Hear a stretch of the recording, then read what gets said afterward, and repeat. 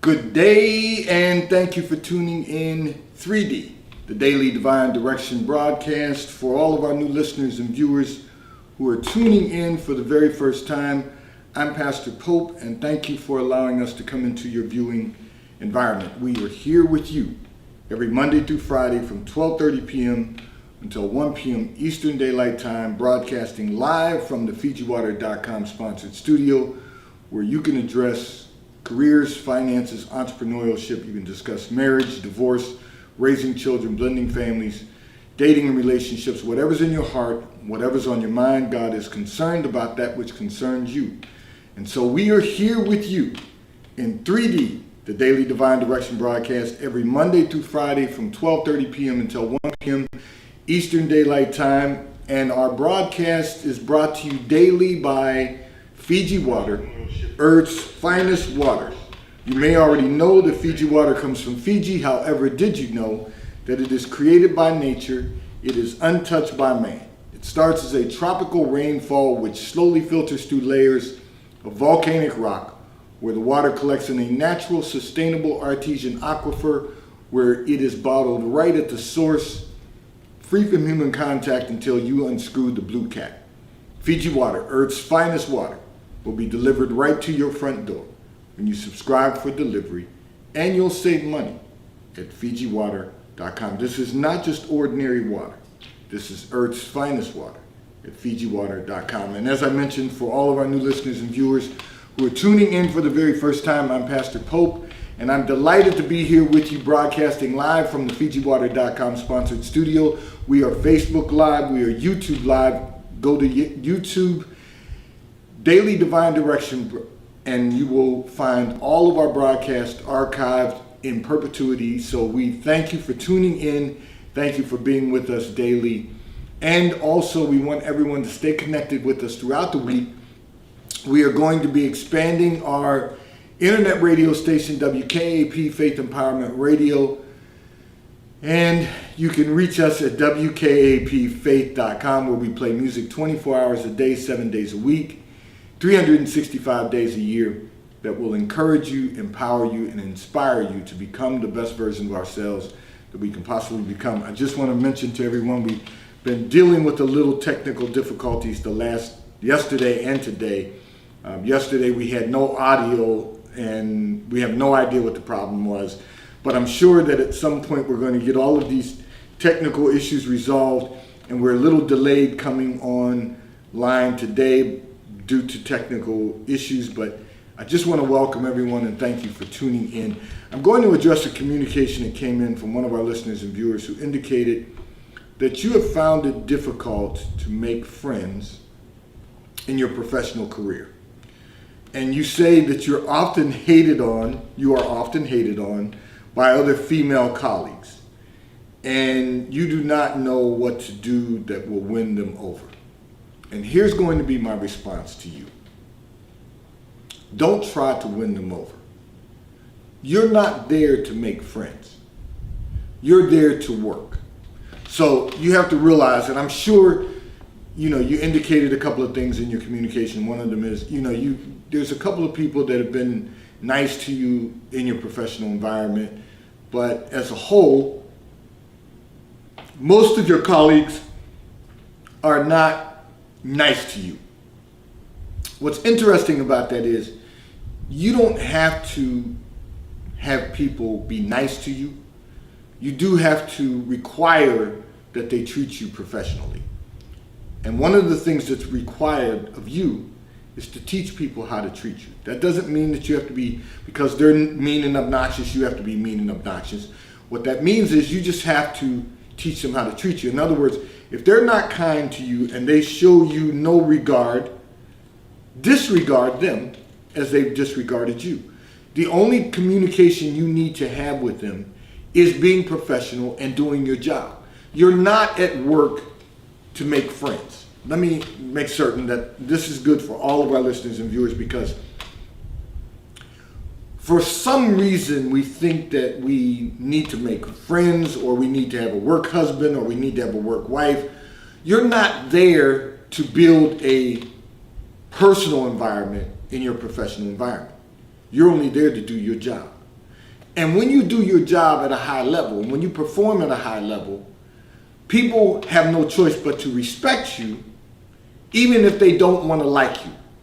Now, what I mean by that is there are some people who feel threatened for many reasons in the workplace.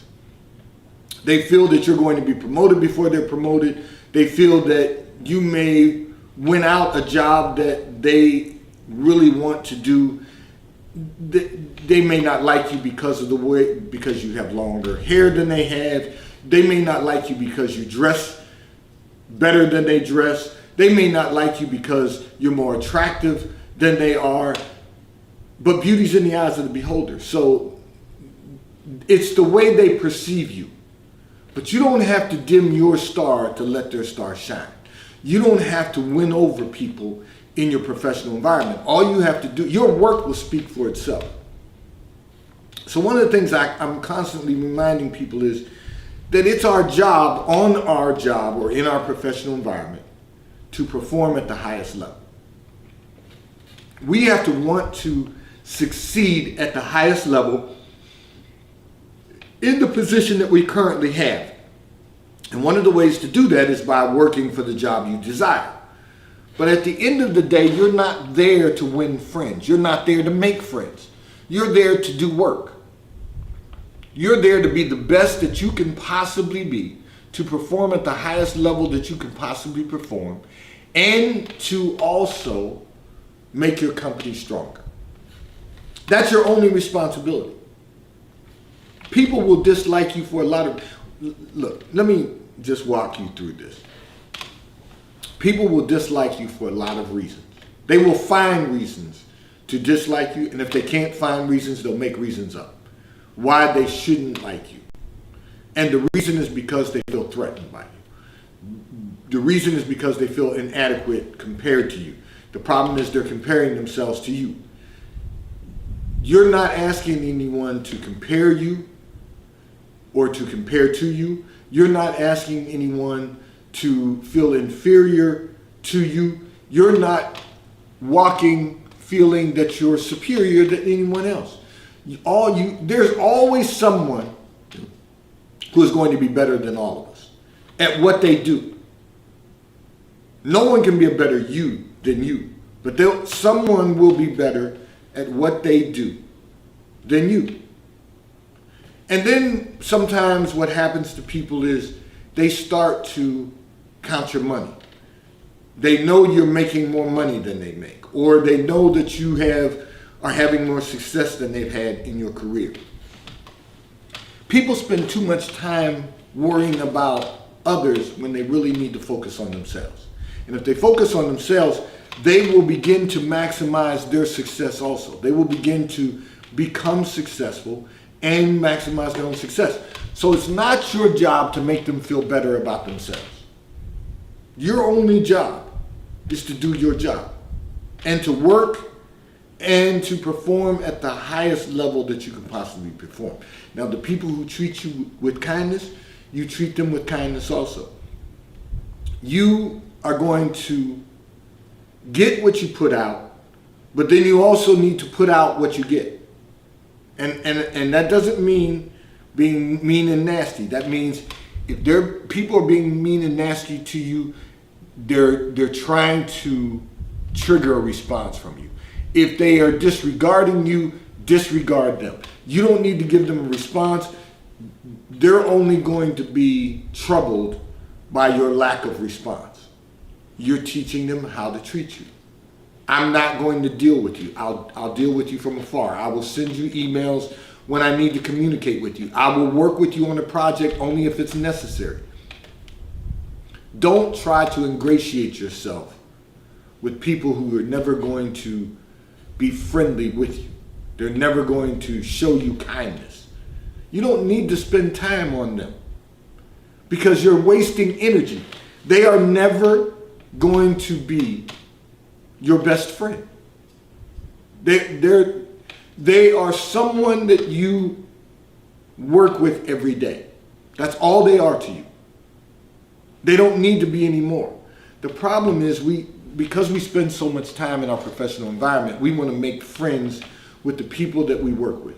Well, in order for someone to have friends, you must show themselves friendly. If you are showing yourself friendly and they're still not being friendly towards you, then write them off. Check them off your Christmas card list. In other words, you don't have to go out of your way to make friends with them. All you have to do is perform at a high level. They'll respect your work. Your work will make room for itself. Your work will become your representation of who you are. We spend too much time in our professional environments. Now, we do have to learn to be able to get along with different types of people. But those are people who want to get along with you. Otherwise, it's important for you to just do your job. And at the end of the day, go home and build a great quality of life in your personal life. Your work will make your professional life comfortable for you if you focus on just doing your work. If you focus on just doing what's assigned to you, if you focus on just being the best version of yourself professionally that you can possibly become, your work will speak for itself. Don't try to win people over. Because if people want to associate with you, if your colleagues want to associate with you, they're going to associate with you. Now, you got to remember, if there's a work outing and everyone's expected to attend, you go. And one of the things that I encourage everyone, and listen to this, I'm not telling you this just because I'm a pastor and I don't personally drink, because I know that, putting alcohol in your body is really taking time off of your life because it's poison. So eventually over time, it's going to destroy the quality of your health and wellness. But the reality is this. I say if you have to go to a work environment and it is a work outing and everyone else is drinking, the only thing you want to do is order a bottle of sparkling water. Order some, they're not one of our sponsors, but order some San Pellegrino or order some sparkling water that you can drink with a lime or a lemon. Because one of the things, people will judge you for not drinking because they're drinking.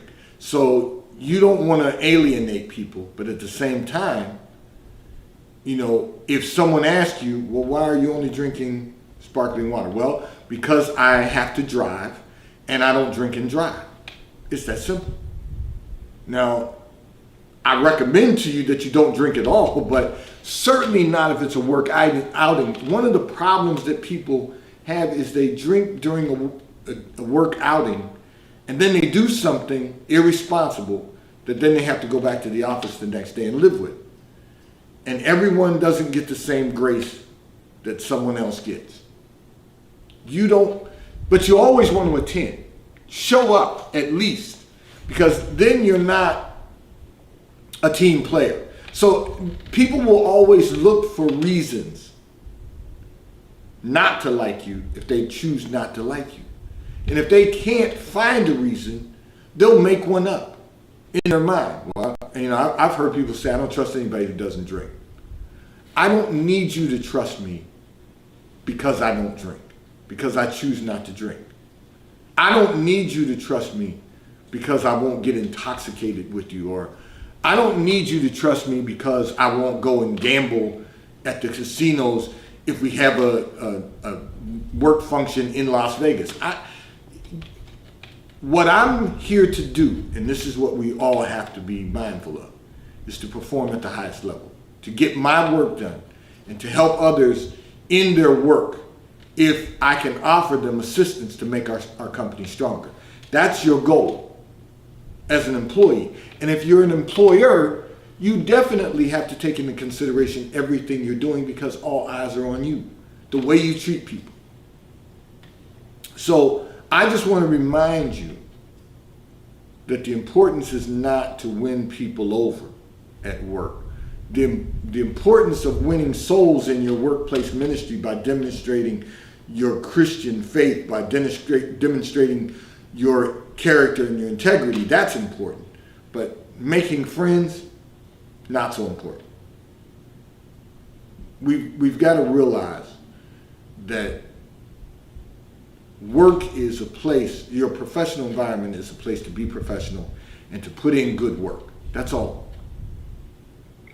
And at the end of the day, go home and build a better quality of life with your family and your friends. This segment of the broadcast has been brought to you by T-Mobile, America's largest, fastest, and most reliable 5G provider at no extra charge. So if you're not currently a T-Mobile customer, you may call or text on the T-Mobile call or text line at 267-992-1424. We will place you into our queue so that you may become a T-Mobile customer and experience America's largest, fastest, and most reliable 5G provider at no extra charge. Taxes and fees are included in your bill. And if you auto pay by attaching a credit card to your account, you will receive a discount on your monthly bill at T-Mobile, America's largest, fastest, and most reliable 5G provider at no extra charge. I'm going to address another communication that came in from one of our listeners and viewers who indicated that your children are now adults and they now give little time to you and your husband. However, you struggle with the fact that you do not see them often, and you want to know, how do you deal with the emotion of not being able to see your children on a regular basis? So let me tell you what I garnered from your communication as I was prayerful about this. You too are of the baby boomer generation. You also. So one of the things you have to realize is that as baby boomers, we are, first of all, we are the wealthiest generation and of our time. There's more wealthy baby boomers today than there have ever been in history. More people because we're the largest population. And because many of us were on a struggle from our childhood, and then our challenges of success in our careers, we have wanted our children to have a much better life than we endured. We gave them high expectations because everything that they desired, we gave to them. Having said that, what's happened is that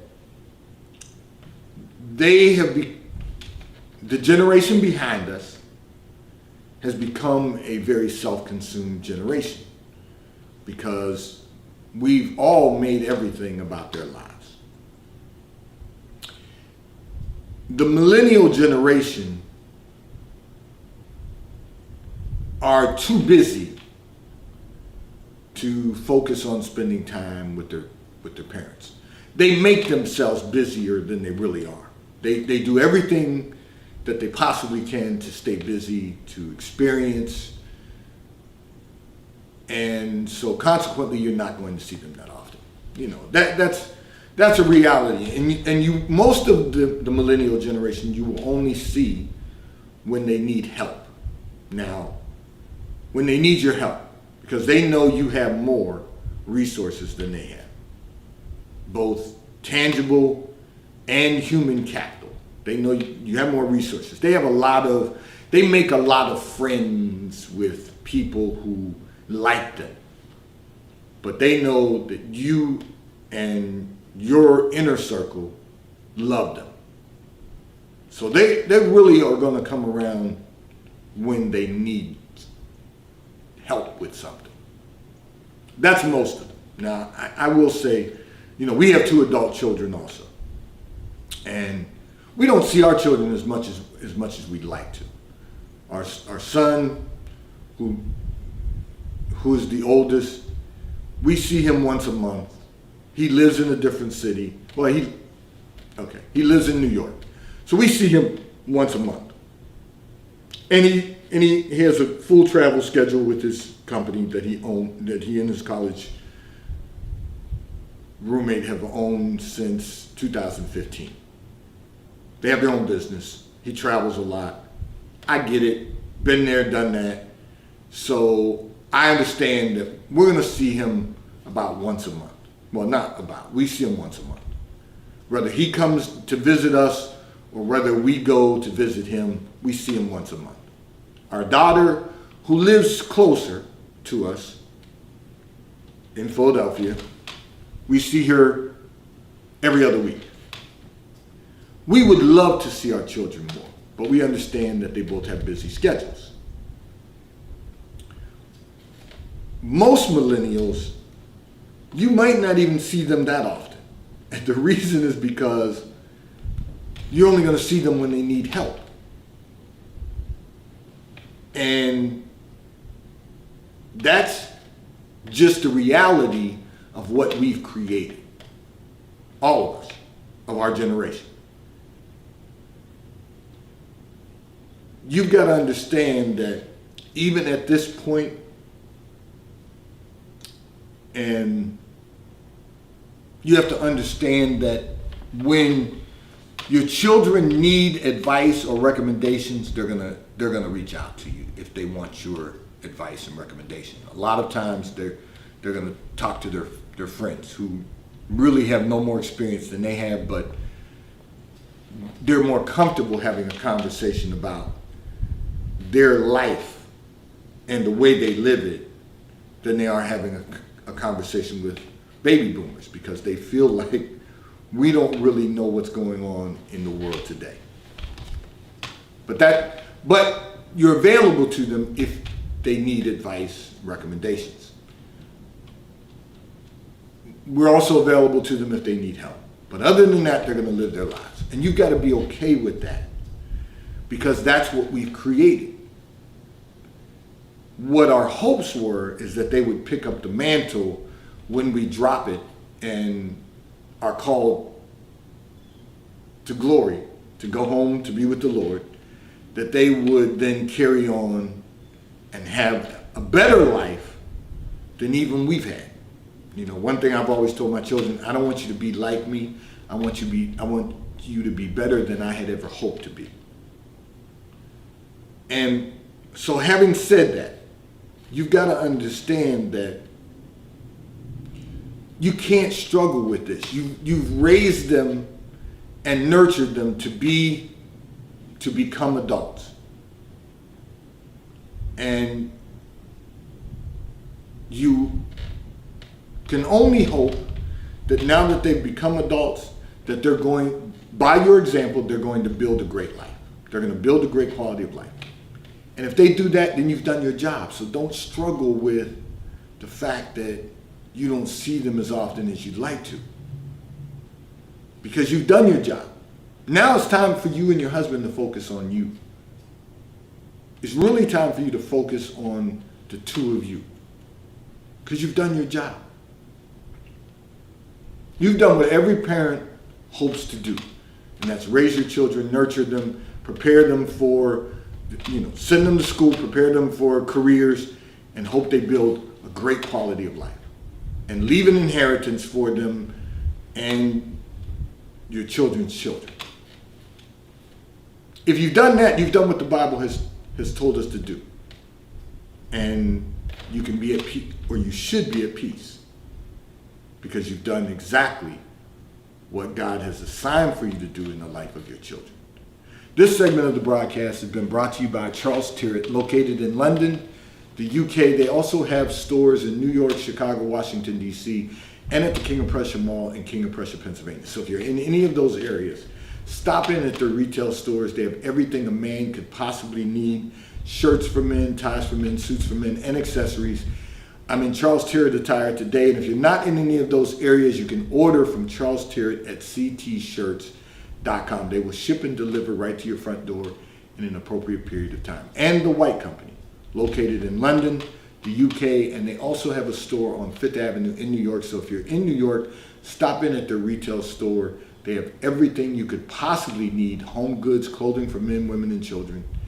And if you're not in New York, you can order from The White Company at thewhitecompany.com. They too will ship and deliver right to your front door in an appropriate period of time. I'm going to address another communication that came in from one of our listeners and viewers, who indicated that you find that managing your time is very difficult. and you want to know how can you get more out of your time daily. And so I'm going to respond to this in a little different way because you're not the only one. I've been getting a lot of communications from people who have heard me talk about time management, heard me talk about managing your time effectively and efficiently. And so I'm going to respond to your communication, and I'm also going to respond to all of our listeners and viewers who have sent in communications about time management. So some of you have asked me to share my daily schedule with you and what my daily schedule looks like. So first of all, I'm going to address our listener and viewer who sent in this communication by saying this. We all have the same amount of hours in every day. So you've got to determine what you're going to do with those hours. You're finding it difficult to manage your time because you're not compartmentalizing your time. And so all of you have heard me talk about managing your professional life in a way that you're going to focus on all 5 segments of business: administration, development, management, marketing, operations. Okay. 2-hour segments of every business segment. That gives you a 10-hour business day. So I'm going to walk you through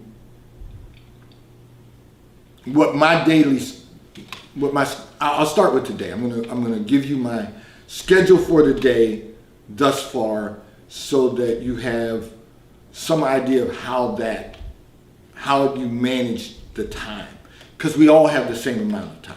So I'm going to give you an example of this. So this morning, we wake up in our household. 6 a.m. is the first hour of the day according to the Bible. My wife likes to wake up at 5:30, so that's her thing.